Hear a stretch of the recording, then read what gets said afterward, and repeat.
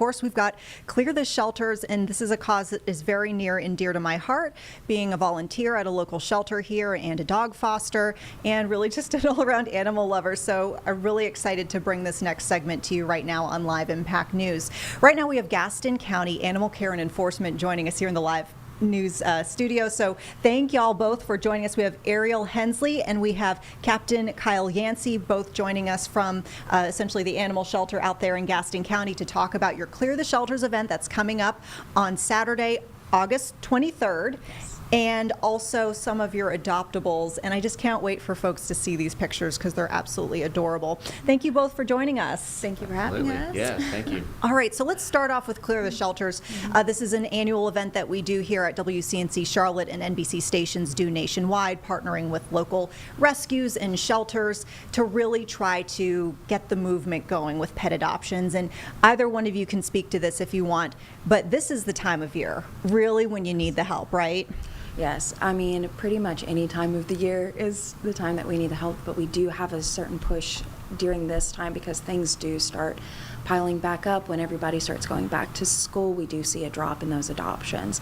So definitely is a great time to come out if you can. Yeah, and I mean, Captain Yancey, could you speak on what the shelter situation is looking like right now? I mean, I know we've been hearing from some that are, really, really full and just like constantly at max capacity. How are you all doing over there in Gaston County? The same as the rest of the nation, Yeah. I'm afraid. Every shelter, every rescue is at max capacity, if not over, and they struggle to get those animals pushed along to their new homes. So this is one of the nationwide events that's sponsored by Hills, and we want to make sure that we're part of it, that everybody else in our community can come out and find another pet for their loving home. Yeah, I mean, we talk about the fact that obviously this is really big about adoptions, but also it's just great to spread awareness too about the animal shelters and rescues and what they need. Just having done work with local shelters and also just rescues in the area too, I know that, donations are really important. Getting fosters, to step up and help with, a little bit with the overcrowding situation. What do y'all need over there in Gaston County on that front, other than adoptions? And what sort of programs are there for folks who feel like, maybe if I'm not ready to quite adopt, but I still want to help, what can they do? Yeah, there's some great opportunities in every shelter, but we know in Gaston that if we have volunteers that can come do anything, if they just want to come help, do laundry and wash dishes, or just take a dog for a walk, or take a cat for a walk in a stroller. I mean, any of those things are helpful. Oh. I'm sorry, I'm just picturing it. Yeah, I mean, it's a thing. And it really helps diminish their stress level. And so when an actual person comes in looking to adopt, they see this animal that is a lot less stressed, is more adoptable, and they can get a good concept of what it's going to be like to have this animal at home. Yeah, and I mean, you were telling me kind of offline before we started the segment up here, the fact that it does seem like you don't have major barriers to be able to come in and volunteer on that front, that type of volunteer work. So how do folks actually get in the door with that? Do you go online, fill out a form, or you just email someone and say, hey, I feel like I want to help out? Yeah, we encourage people that if you have spare time, just stop by. You can fill out an interaction form and just understand the rules and regulations. And then they can take the dog for the day and take it to the park or take it to get a pup cup or anything just to help reduce that stress. It gets them out for a while and also helps our staff not have to take that animal out for an extra amount of time. They know that they got a vacation that day and they were able to enjoy outside time. Yeah, I mean, you alluded to the fact that there is the element of kennel stress, and we've done stories on that in the past here on WCNC Charlotte, just about how that can take a toll on animals being inside a shelter for a long duration. It's a very unnatural type of living environment. Obviously, the shelters do everything they can to try to make it as hospitable and healthy as possible, but, long term, at a certain point, it just doesn't feel good mentally. But this element of daycation, getting out for a little bit, even a fostering situation, get out for several days, that can make a big difference in how the animals feel and how they present to potential adopters too, right? Absolutely. Yeah, absolutely. Definitely. We can also learn a lot of new things about the animals once they have that chance to get out. We've had some people take them to a park where they had access to a lake and found out that these animals loved playing in the water, or found out that they very much did not like the water.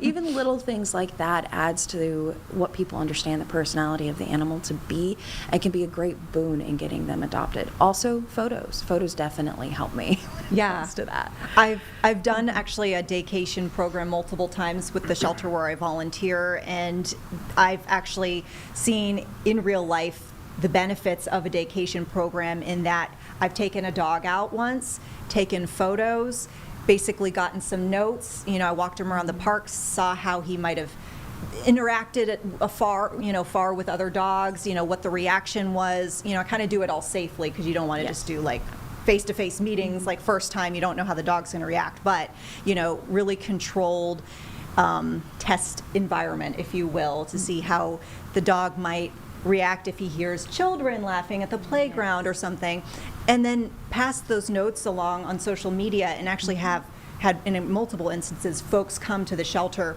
that day and were like, I want to foster this dog. It makes a difference. Definitely. It absolutely does. So with that, we do want to talk about some of your adoptables, because it sounds like some of these dogs and cat, we have one cat to talk about in particular. Oh, so adorable. I can't wait for you to see her. And these are long timers. Yeah, every single one that I sent you has been there 30 days or plus. And I believe Fluttershy is our longest resident at this point. Yeah. And they're all absolutely phenomenal dogs and cat. King we have, who is... And we have a photo. Yes. So I'll just, oh, if goodness. you ever want to look, there are little graphics that we've made. Yes. Oh, my goodness. You can see he's absolutely gorgeous and just the biggest cuddle bug, literally. He is quite large. And he's so loving and so sweet. And a lot of those behaviors that typically put me off of shepherds when it comes to like the mouthiness and stuff, he just doesn't have. But unfortunately, he's been there for so long. And as you can see, he's an absolutely gorgeous dog. Maybe not exactly the kind of thing that somebody would be expecting a shelter to have, but we do have a wide variety of animals available for adoption that will, I promise, be exactly what you're looking for. I mean, he looks so cute and sweet, and he's 7 years old, and I don't know if I've shared this before, I'm a huge senior softie.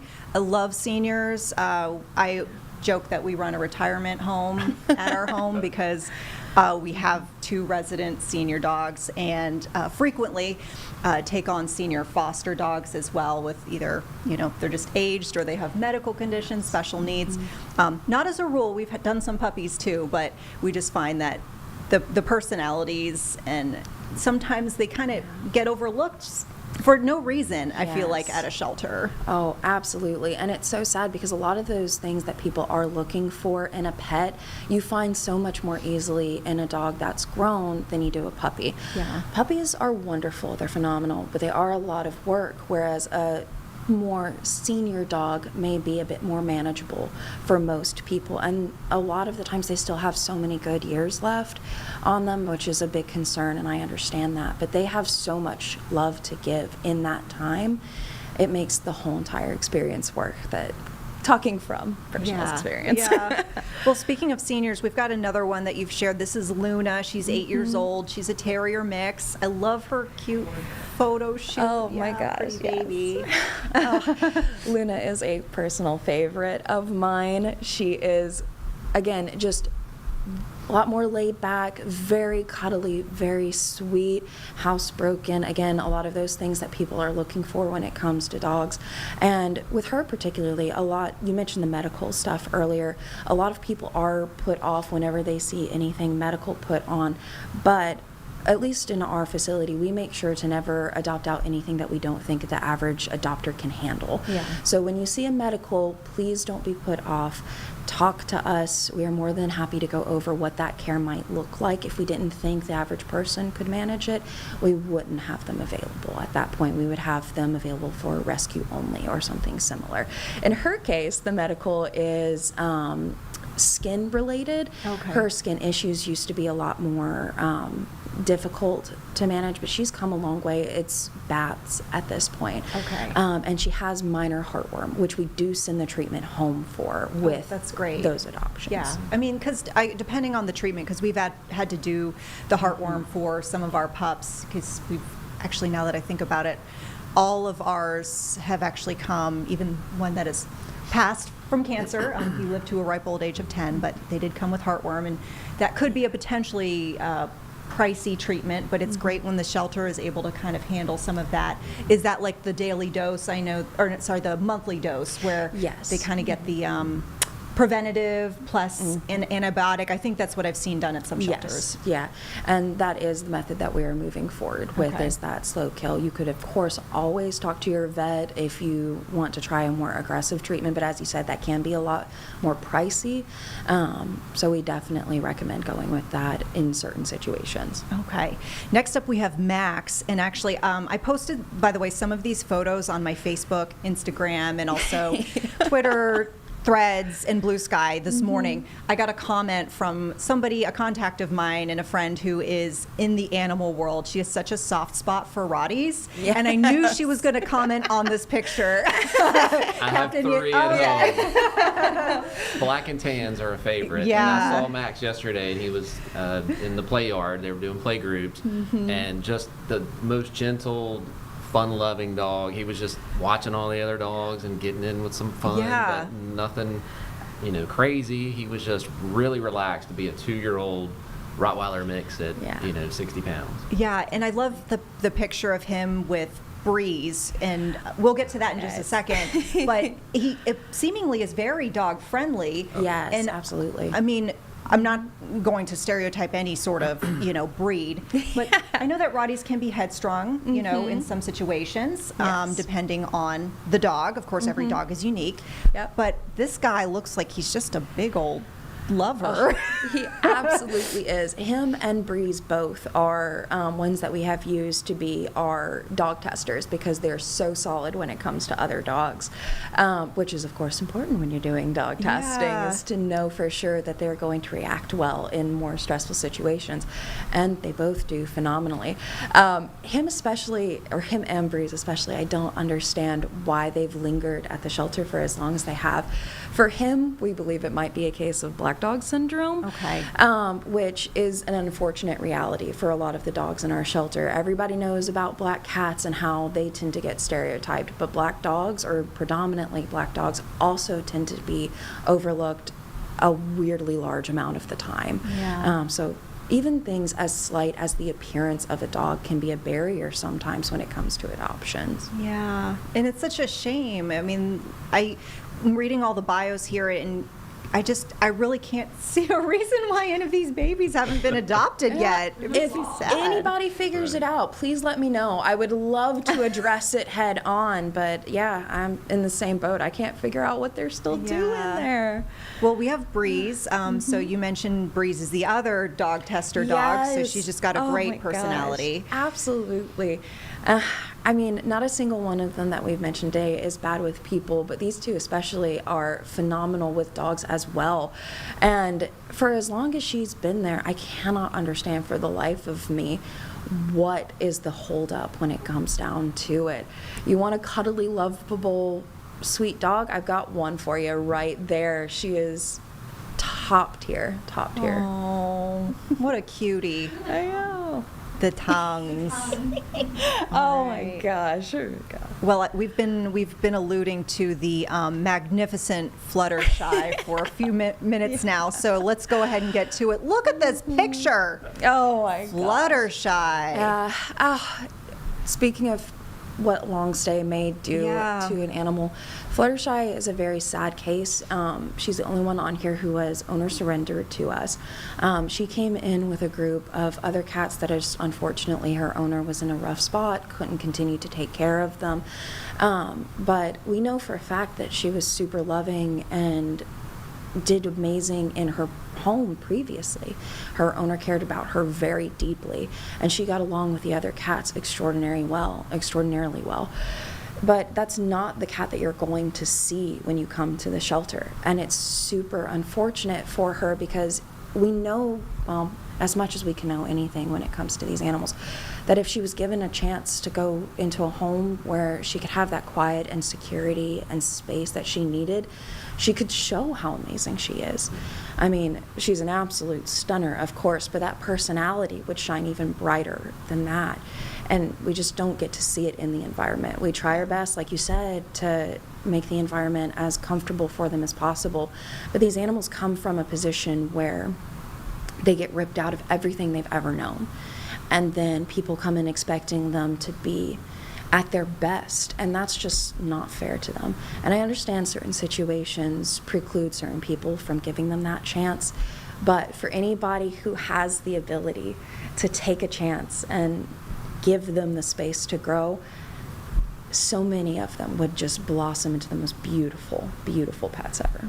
I've seen that, firsthand in the sense of, the volunteer work that I've done before with dogs, and also some of what I've heard from our shelter staff regarding the cats and how, for example, I've worked with dogs, I would go to the shelter and, walk a dog, and they'd be there for maybe 30 days, 45 days.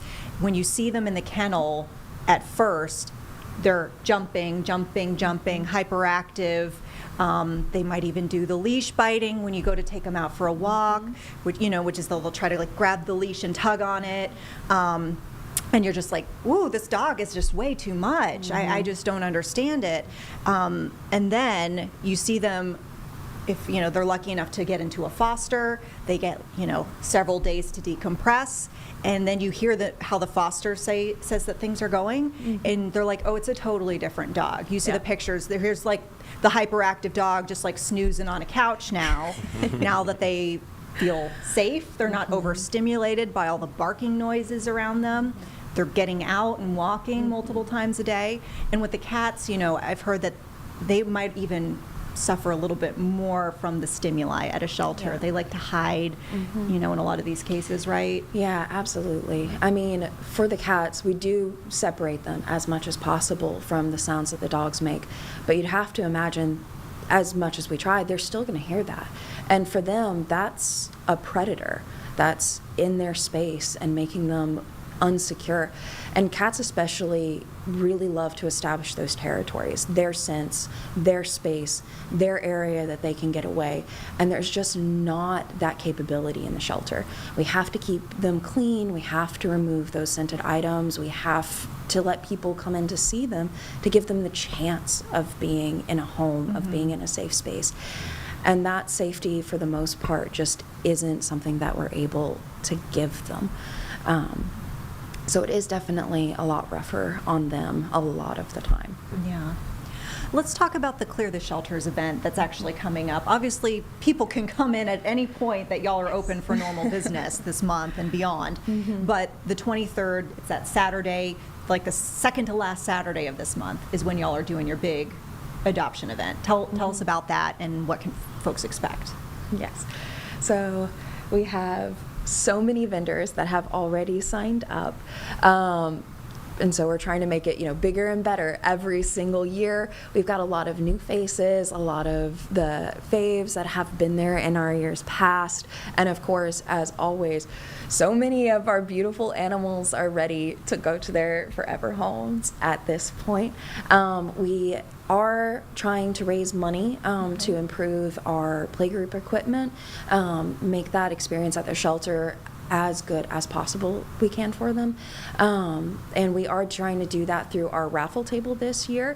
So if you or anybody else knows of anybody who would like to make a donation to that raffle table, all of the proceeds from that will go directly to funding that playgroup equipment for them. Oh, that's great to hear. Captain Yancey, anything that you want to share either about the event or just maybe a need that people can fill at the shelter right now? Well, as I said before, I think volunteers are always important. We thrive on that. Volunteers and fosters, it really helps move the animals and give us that information that Ariel spoke of. But also at this event, and even when we're not doing a special, it's such a bargain. If you're ready for another dog or cat in your life, you're going to get one that's spayed and neutered, all the vaccines, microchip. We're going to give you a go-home bag with all kinds of treats and wonderful things. And at this event, you're just going to come and it's free. We're going to do a short application process. You can even do a pre-application online to be ready so that Ariel and some of her staff can help go ahead and approve that once you get there. And you come in and it's just a wonderful experience. And you know that you're doing your part for your community and you're helping out that animal that really just needs a home to go decompress in and then turn out to be, your lifelong friend. Yeah. How could you say, characterize how crucial it is to clear the shelters right now compared to maybe in years past? And I'm thinking specifically, when I say years past, maybe pandemic years, because I heard that was kind of I don't want to say a golden age of adoptions, but things are Yes. a lot slower nowadays. It really, I think it probably just in the last 3 years, we've seen the number of adoptions slow and our population grow. Our human population, which brings more animals, and unfortunately in the southeast, there's not a lot of spay and neuter laws. So we're getting litter after litter throughout the year because we don't have the very harsh winters. So the animals that are outside, that are reproducing, they're just making more animals. And so right now I can say there's numbers for our shelter. We have capacity for 64 dogs, and we're well over that. And we have about 85 cats, and we're well over that. Wow. And so we're just trying to move them the best way to give them those safe homes that they'll be able to thrive in, and that they won't have to come back. So a lot of shelters will just adopt to anyone. We want to make sure that we're getting some information beforehand so that there's not a repeat, that they have to come back and then we have to say that there was a failed adoption. So we work really hard to make sure that they're going out to their forever home right then and there. And a lot of times we also offer a staycation where we say just take the dog home for the night or the long weekend or the cat and make sure it's gonna hit with everything going on in your lifestyle. And then you can bring it back if it doesn't work. But we hope that given it that time is going to go into a full-on adoption. Yeah. I would just add this too for folks who might be thinking of trying out a new animal in a home, especially if you've never owned a pet before, to look up the 333 rule. Yes. And Love the 333 y'all can rule. explain that too, but 3 days, 3 weeks, 3 months. Yeah, Ariel or Captain. Either I one, mean, this but is important. I think folks should know it too. It is a personal goal of mine if I could get everybody to understand the 333 rule, because as much as we've discussed how stressful the shelter environment can be on an animal, being removed out of a situation that you've at least somewhat come to understand into a new one is going to be stressful. So we go by the 333 rule. It is a guideline, but what this says is that for the first 3 days, you just want to give your new pet a chance to decompress in the space. Just get used to the fact that things are different now. Get used to smells and sights and sounds and a new routine that is completely foreign to them. And then the next 3 weeks, they're going to start adapting to that routine. They're going to start showing, okay, this is when we do this. This is, oh, my new doggy sibling or kitty sibling that I'm getting to know slowly. Please, I cannot stress the importance of slow introductions, barrier first until everybody shows that they're comfortable, walks with everybody to make sure that they're comfortable where they can't quite get to each other. They can at least see each other, have positive experiences with each other. And then slowly working up to the point where they can actually interact, play, just to set everybody up for the most success possible. Yeah. And then at a 3-month mark, that's the time that you're going to start seeing new weird behaviors popping up. A lot of people are really put off by this, but the reason those start showing up at that point in time is because the animal's starting to feel comfortable. They're like, oh, I understand. This is my place now. I can be myself. I can show you who I am. Yeah. And then finally settle in and being like, okay, I understand what the rules are. You've told me everything is good now, and we can start, fully 100% accepting that this is my home. This is Yeah. where I belong. Well, and you talked about slow intros too, so I'll just reiterate, slow introductions.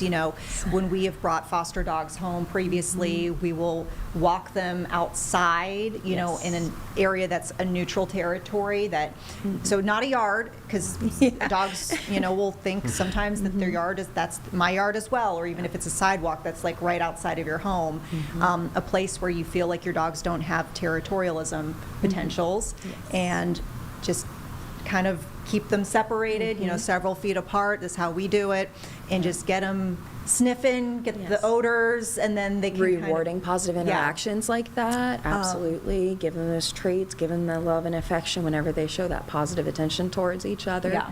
Absolutely.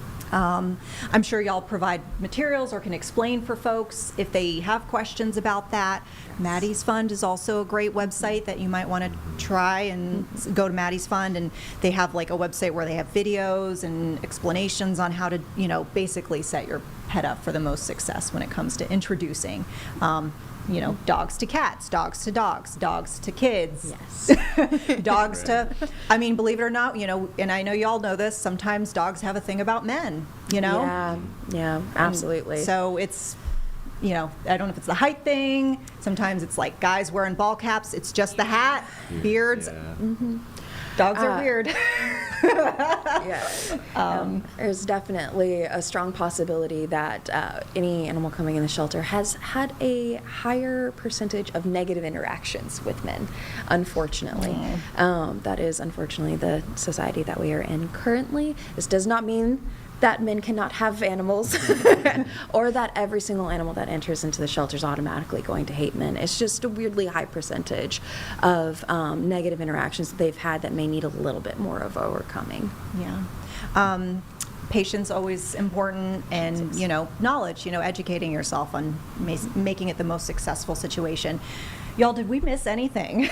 I will throw in outside training. Okay. So a lot of times, what we're getting an animal that came in as a stray, and we absolutely know nothing about it. And a lot of times we'll get, well, what breed is it, or all kinds of random questions that we can't answer. So once you take on the 3-3s, and then you start to learn more about the animal, then go ahead and start integrating some training, some professional training that can help augment some of those behaviors that they really just don't know, they don't understand. So they Yeah. need that, like you said, the patience, but also that training to go along with it, so that they can adjust the best way possible. Yeah, they are, I guess, trying to figure out what we want from them, Exactly. and they don't know until you show them, and preferably in a way that is positive and speaks their language, I guess, if you will, speaking Yes, kind of to the absolutely. training element that you mentioned. We'll remind folks that on all of my social media platforms, I've got the pictures of King, Luna, Max, Breeze, and Fluttershy. We've got a web story up also with their bios and pictures, information on the Clear the Shelters event in Gaston County, contact information, all the things you need to know.